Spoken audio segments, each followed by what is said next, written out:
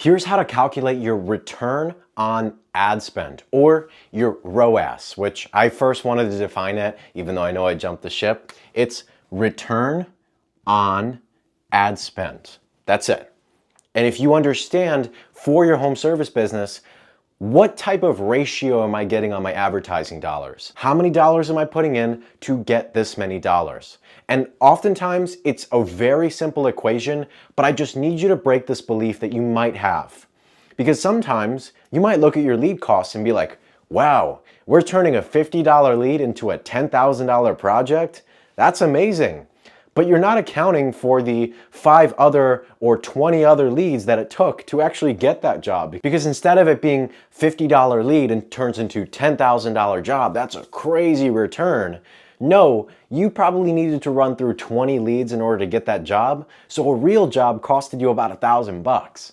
And so you need to understand, what is your return on ad spend? It is like the easiest division equation. And before I start, hey, I'm Carl Stoy, the founder of Stoy Media. And long story short, we supply leads on a pay-per-lead basis for home service businesses. And so let's talk return on ad spend.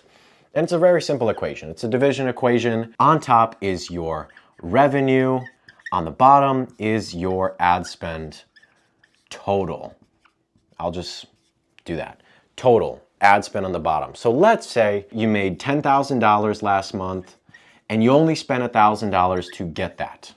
Okay, well, what does that mean? Now you have a 10-to-1 ratio. So for every $1 you put into your advertising system, $1 you put into your agency or whatever, you get $10 out. So why wouldn't you just spend more money?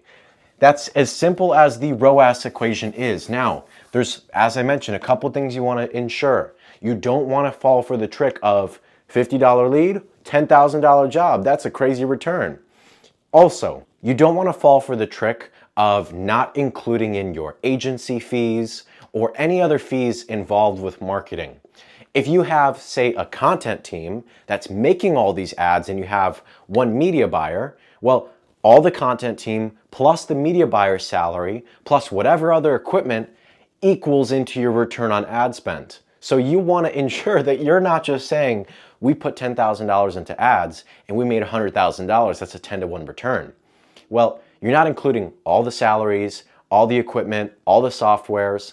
Same thing with the agency. Let's say you paid your agency $1,000 last month and they spent $1,500 on your behalf. Well, you understand what the math is. That's $2,500 in marketing costs. So if we go back to the same thing, you made $10,000 last month and then you also paid $2,500 in marketing. So not just ad spend, $2,500 in marketing.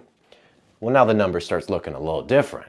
And so you want to ensure that you actually, and just for sake, just so I don't leave an open loop, it's a 4-to-1, but just for your sake, because some people fall into this trap where they think their profit margin is a lot higher because you're just not including all of your expenses, like your phone bill, your utility bill, your agency fees.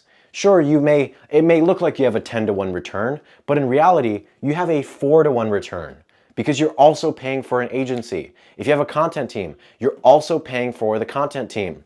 So you want to ensure that you have the real numbers to make the real decisions. And you want to ensure when you're calculating your ROAS, you include all marketing expenses, all agency fees, all softwares, all employee hires. And if you are potentially looking to get leads, not an agency, literally just paying for the leads that you get, then click the link in the description. We work with home service businesses. And if you are ready for more scale, click the link in the description, book a call, and we'll talk to you soon.